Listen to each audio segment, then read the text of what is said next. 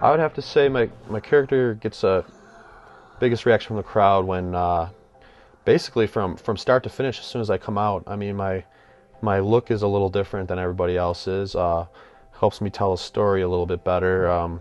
Being a monster, you know, just everyone wants to see the monster kick the crap out of the little guy, you know.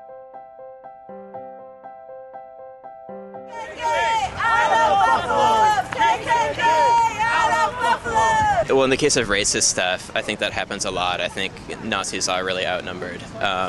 And this is good for us on a day like this, but the dangerous thing is Nazis are really into, you know, going out and whatever, queer bashing, Jew bashing, whatever they do, you know, they're really into this lone wolf stuff, you know, going out with baseball bats, and that's the thing that's a problem, because no matter how many of us there are, it's so hard to stop people's lives from being destroyed by that.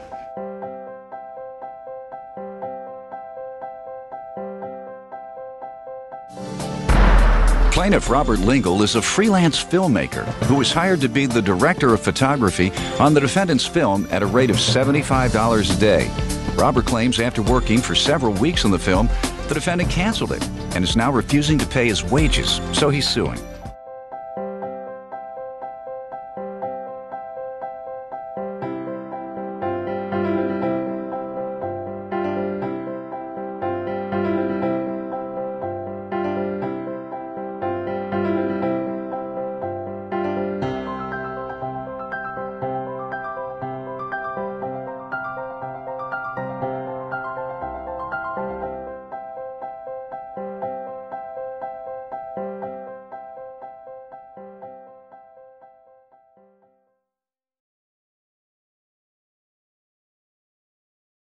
Living here in the Fredonia area, this is the longest I've ever lived anywhere in my life, was the 17 years I've spent here. I was an Army brat.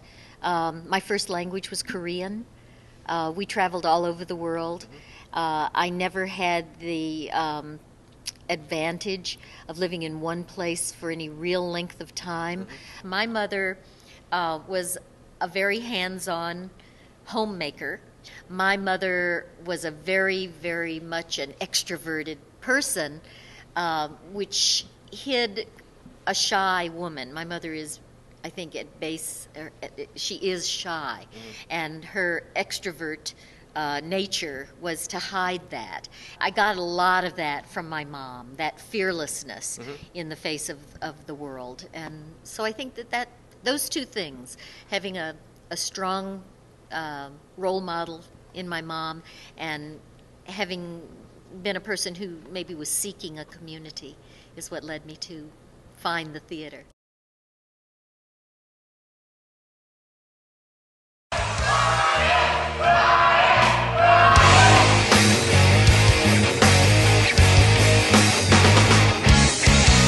Aside from wrestling, I also clean floors. I think it's the propane fumes that get me to do what I do on the weekends. My family, first they were against me wrestling. I wasn't in as good condition as I am now. I was kind of a short little porker, and they didn't think I was going to be able to make it or do anything, and I just worked hard at it and just kept going, and now they're a little more supportive, and they're right behind me.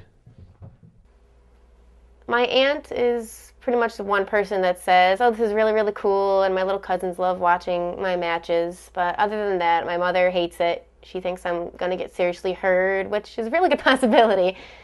My father's okay with it. He's happy with whatever I'm doing that makes me happy. Where do you find your biggest support? My biggest support is from my fiance.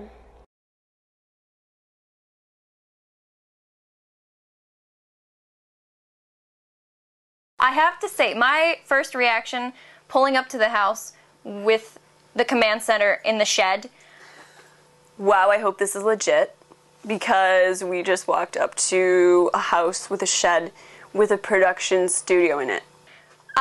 Because I'd never seen anybody work out of their shed before, and then meeting everyone, it was just, I don't know, after I started talking to everyone, it just felt like we all kind of clicked and fell into place. There was a really good energy after the shed.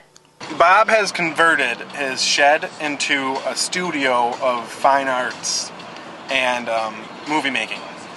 There is currently $500,000 worth of equipment in it, and that's a lot. We overpriced everything. What? $500,000? You think it's more?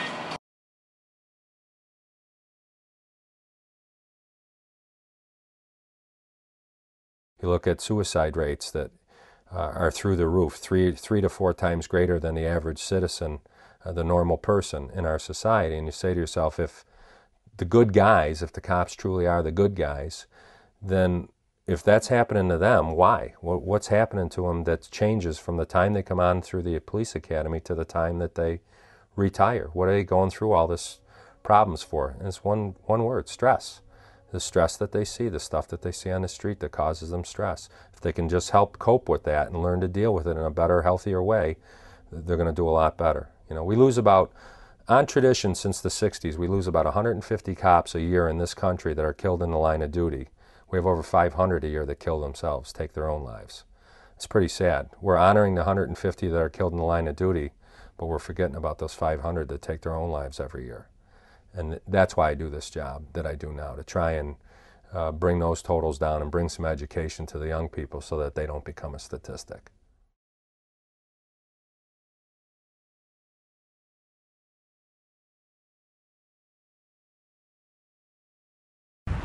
There's so many people in this race that when the gun goes off, you could be standing at the starting line or behind the starting line for like another few minutes waiting for the race to start, or waiting to get up to the starting line, because so many people are going along, and you're waiting for them to go.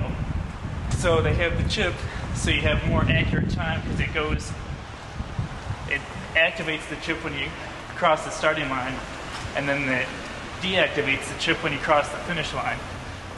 So what's your best time on something like this? Like 44 minutes, 45 minutes? Better than that. 35?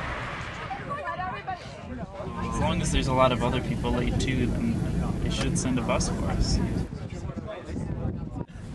So you were gonna blow me away, didn't you? I don't know.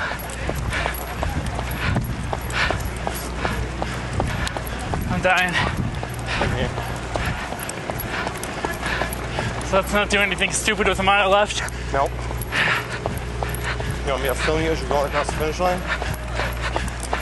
What, are you implying that you're gonna beat me? No, I mean, even behind you. We're now heading back from the turkey trot. Had some difficulty at the end with several things. One being the battery died before the race was over. I'm not sure when. I think during the last mile. So we don't know who won. I don't know who won because the camera didn't tell me.